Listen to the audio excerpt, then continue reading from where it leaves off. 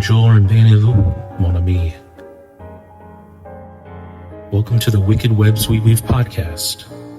I am your host, Ryan Mckern, and welcome to episode 51, where we take a look into the ghost of the brothels of New Orleans, exploring the red light district history, including Gallatin Street, which was covered in a previous episode of the Wicked Webs We Weave. I will link that episode in the description. We will also visit historical bars like May Bailey's, which holds near and dear to my heart as it's one of the first places I've ever been to in New Orleans.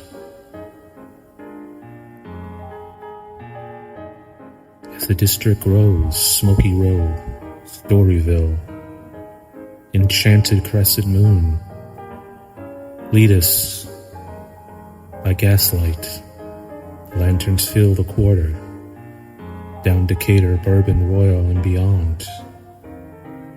Its echoes of its district in the red reverberates to this day.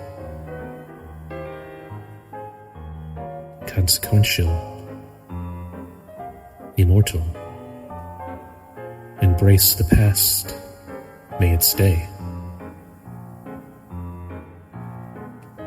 The ghost of New Orleans brothels. New Orleans' relationship with crime and vice started early on in the city's history, as in almost from the very start. Some historians would attribute the city's sinful ways to the fact that many of the colonists were criminals themselves, snatched from the streets of France and thrown onto a ship sailing to Nouvelle Orleans. They were greeted by the French expeditioners, the wild and untamed swamps, and almost no women. Gradually, more women were brought to the burgeoning city. Some were respectable, most were not. But one thing was for certain: you can't take a port town and not expect some level of vice to pop up. After months at sea, sailors expected to see that their besoins were met as soon as they arrived on shore. Roaming the French Quarter, single-minded purpose. For meal and women, sailors, we can't say in order which preferred, searched for the red light district and debauchery in the 19th century. A quick history of prostitution districts in New Orleans. Gallatin Street, located where the French Market is today, is one of the very first vice districts in the area. The houses were ramshackle lodgings composed of slapped-together wooden planks that threatened to crumble at any moment. A single breath of air, a single touch of the finger, and the whole thing might just come crashing down. A little Gallatin motto for you: if you could make it on Gallatin, you can make it in New Orleans. You can make it anywhere in all of the world, for the street and its bawdy inhabitants were the definition of trouble. Gangs like the Live Oak Gang were responsible for all sorts of violent crime, but the prostitutes themselves were the worst of them all. Women like Mary Jane Bricktop Jackson and Bridget Fury were locally known ladies of the night who were not to be crossed, not if you wanted to keep your body in one piece and not be bludgeoned by an axe. A movement to sweep the area of crime erupted in the late 1860s, and Gallatin Street soon closed its doors as the clientele dispersed farther into the Vieux Carré. The ghost of Smoky Row. Soon another district came to light known as Smoky Row, who was located in the back of the French Quarter, between Bienville and Conti Streets, along Burgundy Street. Like Gallatin, Smoky Row was just as dangerous, so that the police would often refuse to patrol the area because they were harassed and attacked by the women who worked the streets.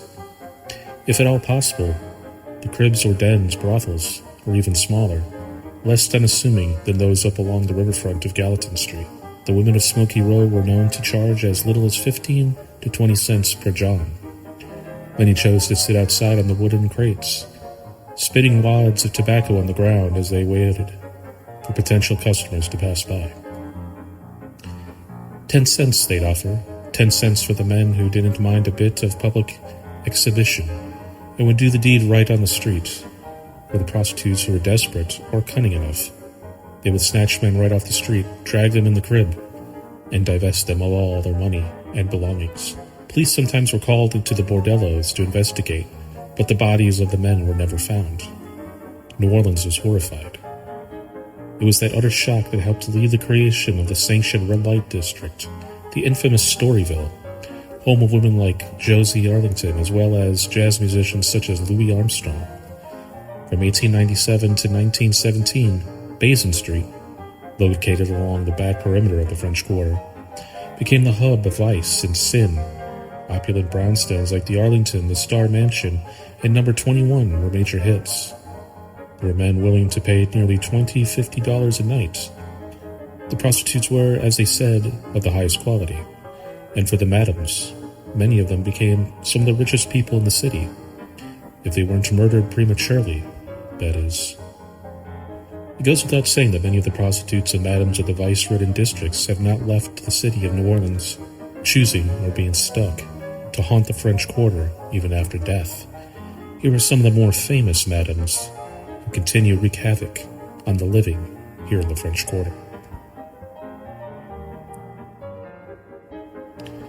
Now we visit May Bailey's on Dauphine, the first hotel bar I've ever had a cocktail at.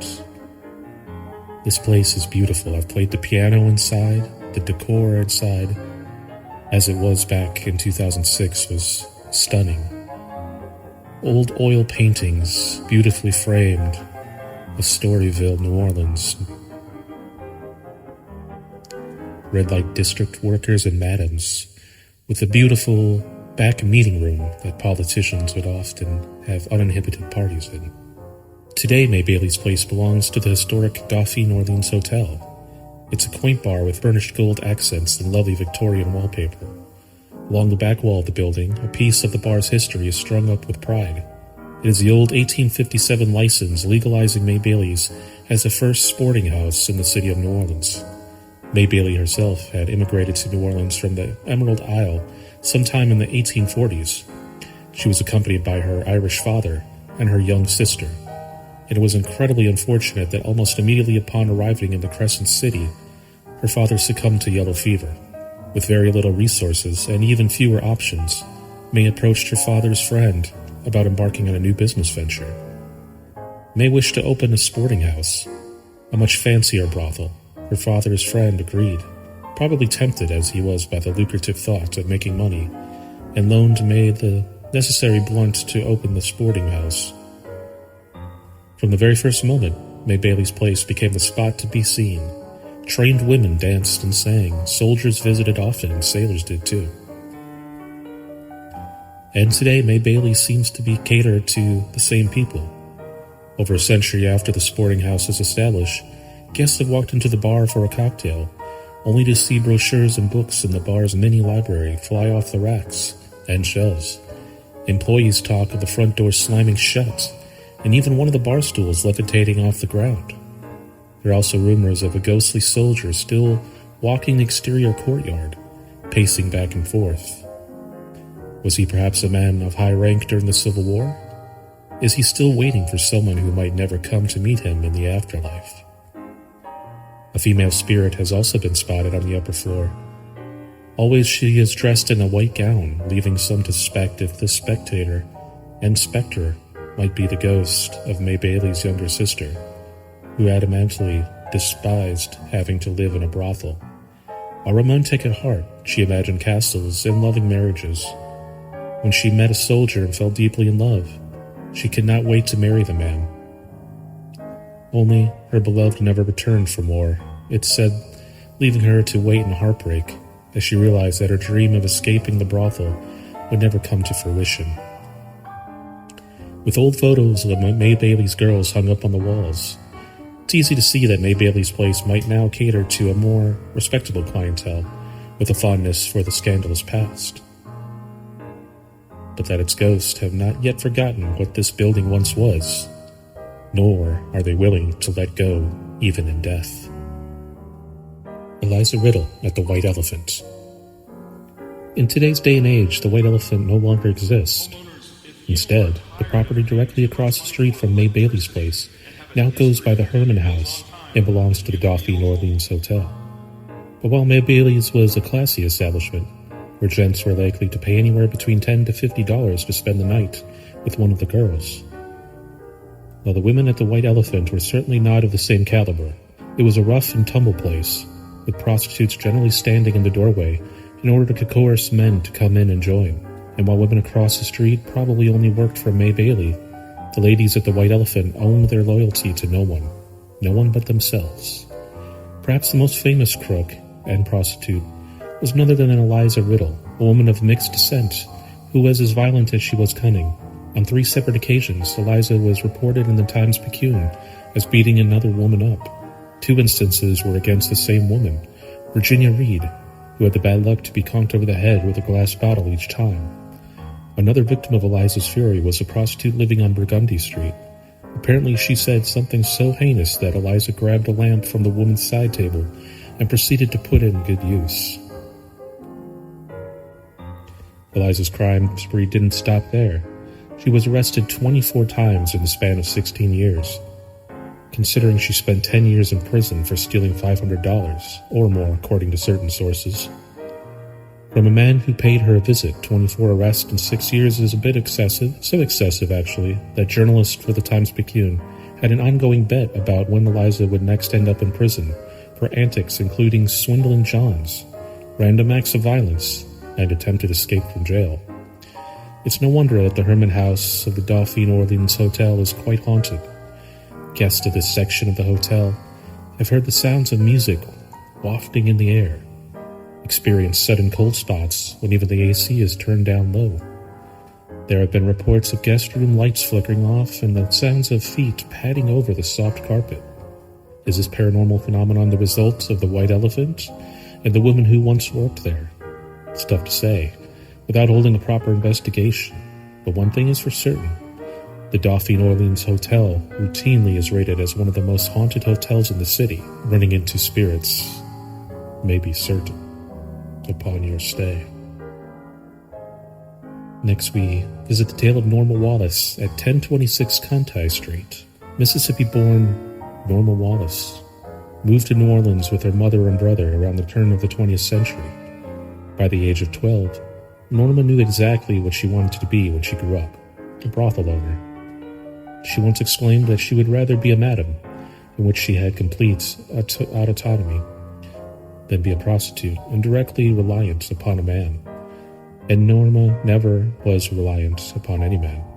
With her career goals in sight, she traveled to New York and Chicago to study under some of the most famous madams during the early 1910s. When she returned to New Orleans, she opened her own brothel at 1026 Conti and saw nearly immediate success. She opened around 1917, when the rest of the red light district was being shut down, but Norma was never caught. When rumors touched her that a police raid was on the horizon, she had her girls haul a ladder between her building and the bar next door. The women and all the men scampered over the rungs into the neighboring saloon. No one was ever the wiser, and Norma's parlor continued to thrive. It did so when her Manifestio lover, angry that she had decided to part ways with him, shot her in front of the brothel itself. Their affair then ended, naturally, and he was the closest man in Norma's life to ever distract her from her lofty ambitions. Unfortunately, Norma nearly lost all of her money when the banks collapsed in the 1930s. Following that interlude, she realized that she could never trust the banks and proceeded to stash her money in secret drawers in the brothel itself. It was not until the 1960s that Norma's brothel owning days came crashing to an end. She ended up in jail for a bit in 1963, and not long after she decided to convert the parlor house into an Italian restaurant. Norma's establishment was the last openly run brothel in the city, but unfortunately Norma did not see the fruits of all the glory. One night, while she was staying in her country home, her best friend called with troubling news. Norma's much younger husband was having an affair. So infuriated, Norma grabbed a pistol and shot herself in the head. She died immediately, and it's said that 1026 Conti Street is still haunted, with 7 apartments today, just like it had been 7 rooms during its brothel days. People can still smell the scent of her cigarette smoke wafting in the air. Whether fantastical or not, there have been paranormal reports of people hearing the tinkling of cocktail glasses and the sound of husky laughter and gentle music as the spirit of Norma Wallace ever left the property. That was her pride and joy. Swing past this 19th century building, take some photos, be respectful, and you may never know what apparitions might show. On the other side of the French Quarter, close to what was once the rowdy Gallatin Street, sits the Mississippi River Bar. Locals call it the MRB for short. From the exterior, the MRB is a rather unassuming building. The interior offers shadowed alcoves and great food for those who are hungry.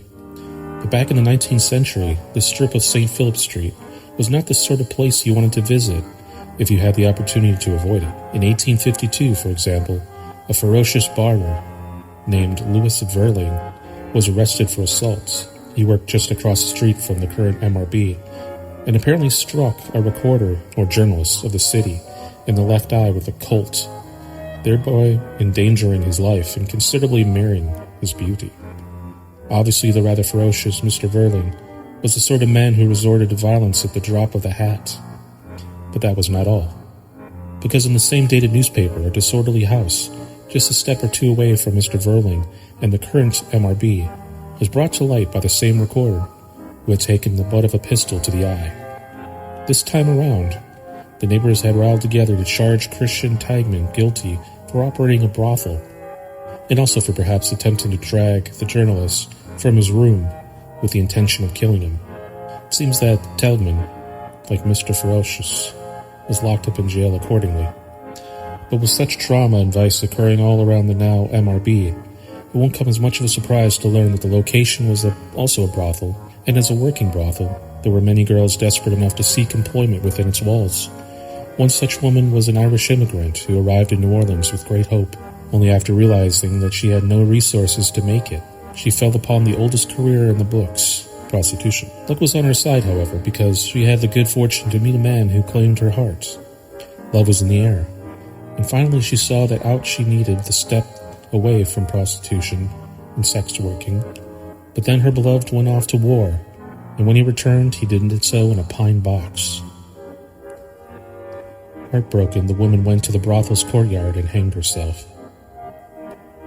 According to the employees and patrons of the MRB, it seems that her spirit has never left. Almost all of the paranormal activity at this bar is relegated to the woman's bathroom, with the lights shut off at random, and the sensation of someone watching you doesn't quite dissipate.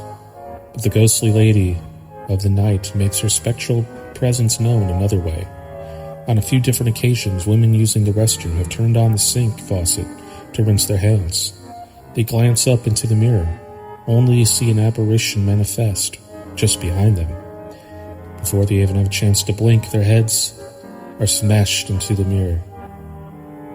On at least one occasion, management at the MRB has had to replace the mirror in the ladies' bathroom, thanks to this crazy paranormal phenomenon. It doesn't seem like the altar afterlife has done anything to temper the female spirit's angry disposition, so we got to recommend that only the brave seek her out. It is said that if she takes a liking to you, she will often grant you a wish. It is worth the possible head smashing and glass breaking if her spirit dislikes you, or sight. Only you can be the judge of that particular question.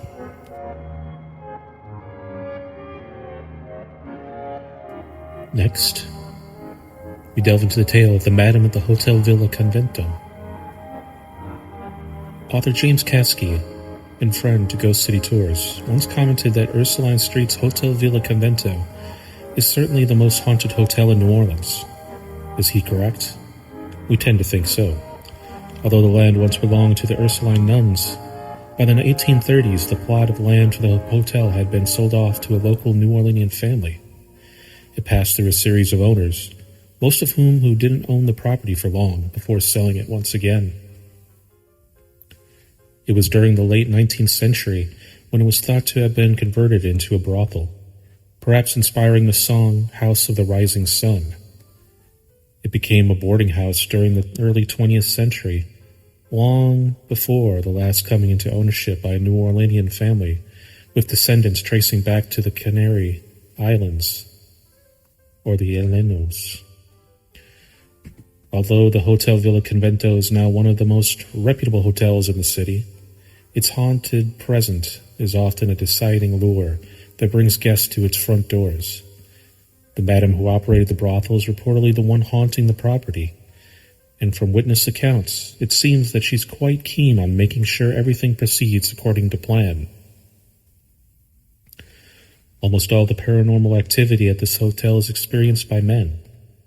On one particular occurrence, a couple was checking in at the front desk when the husband stepped outside to have a smoke on the front steps. It was early morning and no one was about, but seemingly out of the blue, the husband heard his name carry on in the breeze.